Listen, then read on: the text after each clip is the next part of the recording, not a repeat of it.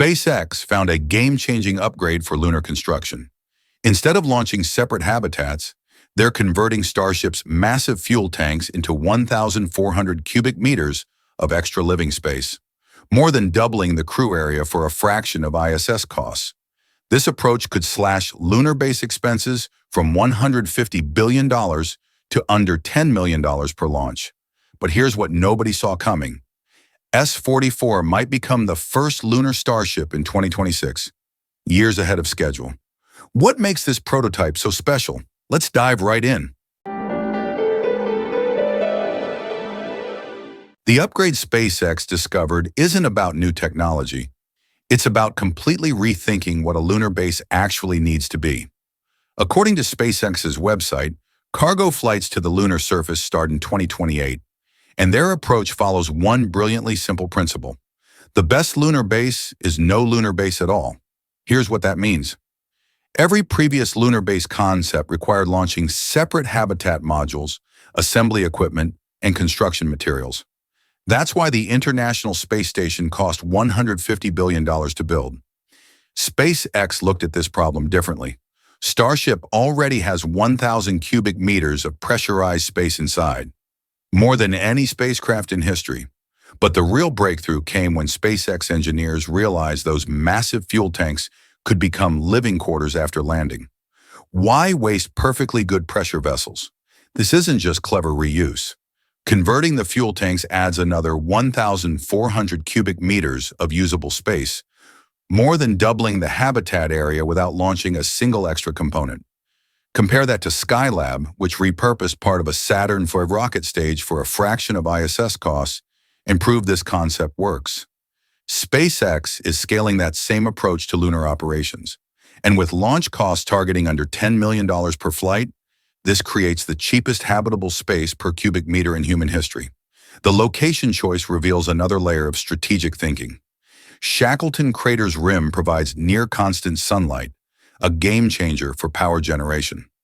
Unlike other lunar sites that experience 14-day nights, this location enables continuous solar power at 300 to 400 watts per square meter. That's 20 to 25% more than Earth-based panels because there's no atmosphere blocking the sun's energy. But there's something even more valuable here. The crater's permanently shadowed regions contain frozen water that can be processed into rocket fuel. This isn't just about survival. It's about refueling capabilities that could support missions deeper into the solar system. Now here's where things get unconventional. The process starts by tipping Starship onto its side. This sounds insane until you understand the engineering logic. When Starship lands vertically, only the top third contains usable crew space. The rest is empty fuel tanks. Lay it horizontal and suddenly that entire 50-meter-long, 9-meter-wide hull becomes accessible interior space. The moon's gravity, just 1/6 of Earth's, makes this feasible. But how do you safely lower a 100-ton spacecraft without catastrophic damage? SpaceX has mapped out two primary methods.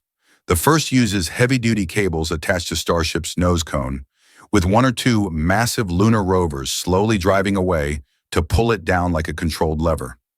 The second employs a winch anchor system, essentially a giant electric winch bolted to something solid like a boulder, steel spike, or another Starship's landing leg. The cable tightens gradually until Starship settles gently onto its side. Before either operation, rocket engine blasts would compact the dusty lunar surface, creating a stable foundation. This isn't theoretical guesswork. These are proven mechanical principles adapted for lunar conditions, and the physics checks out completely. What happens next separates this from every other space habitat concept. Astronauts would strip out old rocket components and install a new interior floor running down the middle of the hull.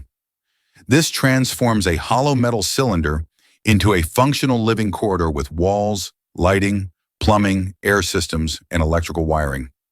The final layout positions this floor about 1/3 up from the base, creating storage space underneath and an open ceiling above to fight the psychological challenge of confinement. But here's the reality check. Expanding into those fuel tanks requires approximately 165 workdays, with 60 days just modifying the tanks themselves.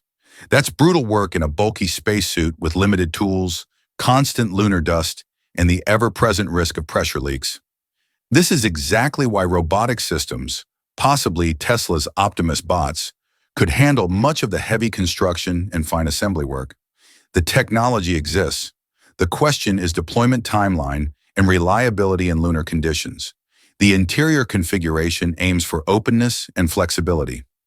Living areas, workstations, a galley, exercise equipment, and even entertainment screens would create something closer to a lunar loft than a cramped spacecraft. And SpaceX is already thinking about commercialization. Unused sections could be leased to private research companies, 3D printing operations, or early lunar tourism ventures. This isn't just NASA's base, it's potential infrastructure for an entire lunar economy. Power architecture becomes critical for sustained operations. Those rim-mounted solar panels capture low-angle sunlight almost continuously, generating enough energy to run 3D printers, processing lunar regolith, charge rovers, maintain life support for 4 to 6 crew members, and even transmit live data back to Earth. Starcatcher is developing supplemental systems that could concentrate sunlight through special lenses, potentially boosting power output by 10 times during peak demand. The engineering challenge isn't generating power, it's managing distribution and storage for those rare shadowed periods. But solar panels and Starship's interior space only create the foundation. Long-duration missions require expansion, and this is where 3D printing from lunar regolith becomes essential. SpaceX could build additional modules directly from moon dust, new laboratories, storage facilities, or crew quarters, all printed on-site and connected to the main habitat. This creates a hybrid base that grows organically over time, adapting to mission needs without waiting for Earth-based supply chains. Protection from space hazards completes the survival equation. Cosmic radiation and micrometeorite impacts pose constant threats that Earth's atmosphere normally blocks. The solution is elegantly simple. Bury the habitat under approximately 5 meters of lunar regolith. This natural shielding blocks most cosmic radiation and absorbs impacts from smaller meteorites. A telescoping lunar crane equipped with a shovel or clamshell bucket would scoop and carefully deposit regolith over Starship's hull, layer by layer, until the entire structure sits under a protective blanket. This isn't just safety protocol, it's a crucial test of off-world construction techniques that Mars missions will absolutely require. Now here's where speculation meets concrete evidence. Ship 44 disappeared from SpaceX's normal production flow last August, right when the company confirmed HLS cabin fabrication began. No other spare nose cone has been spotted taking that role. When S-44 reappeared in December inside the Star Factory, still without heat shield or flaps, it looked nothing like a standard orbital Starship. The timing aligns perfectly.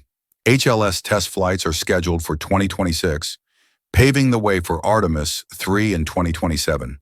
SpaceX has already completed 49 key milestones in hardware testing, proving they're ready for lunar operations.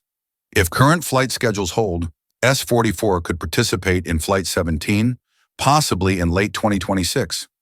That positions it between the orbital refueling demonstration in June 2026 and the uncrewed HLS landing in June 2027. The refueling demo will focus on docking systems and propellant transfer using simpler tanker versions, not HLS itself.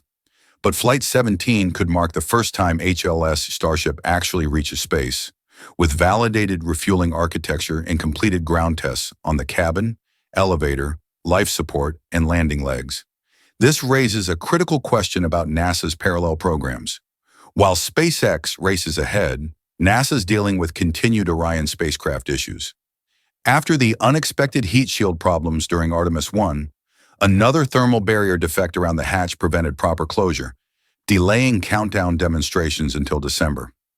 NASA insists Artemis 2 remains on track for April 2026, with some insiders suggesting February. The technical capability is clearly there. Catching these defects before flight demonstrates solid safety culture.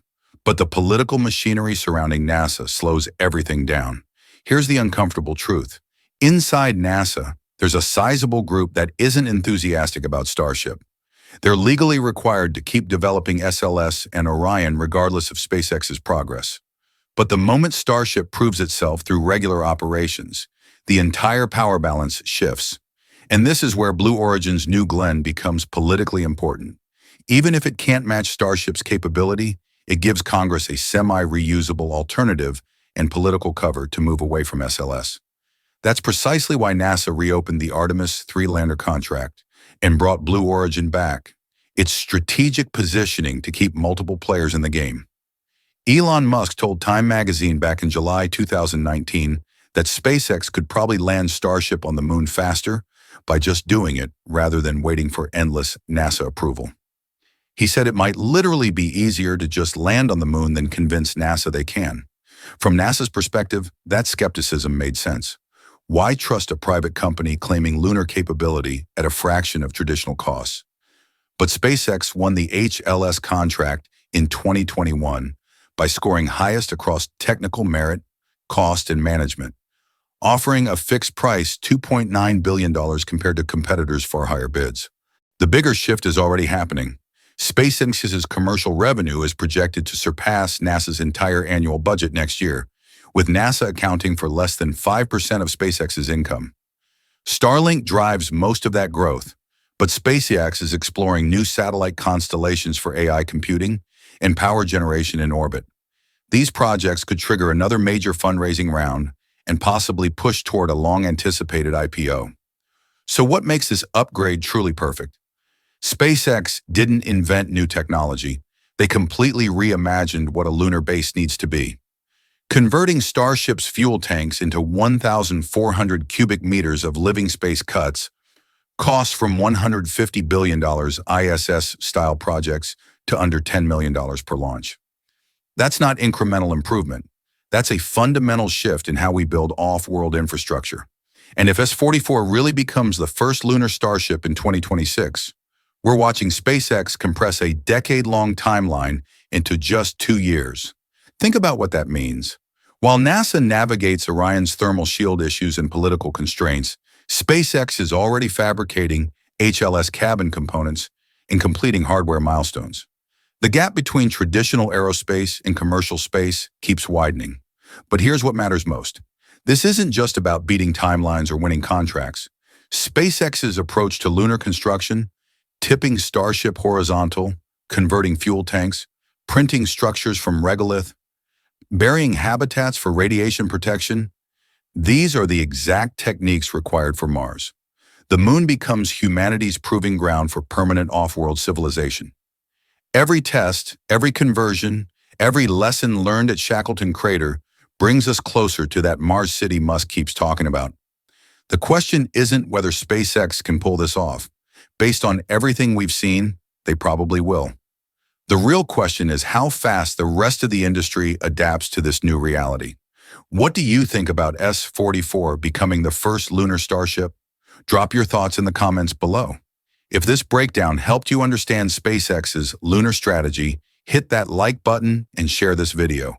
And subscribe to Space Update 24 hours so you don't miss our coverage when Flight 17 actually happens. We'll be tracking every development from Starbase to the moon.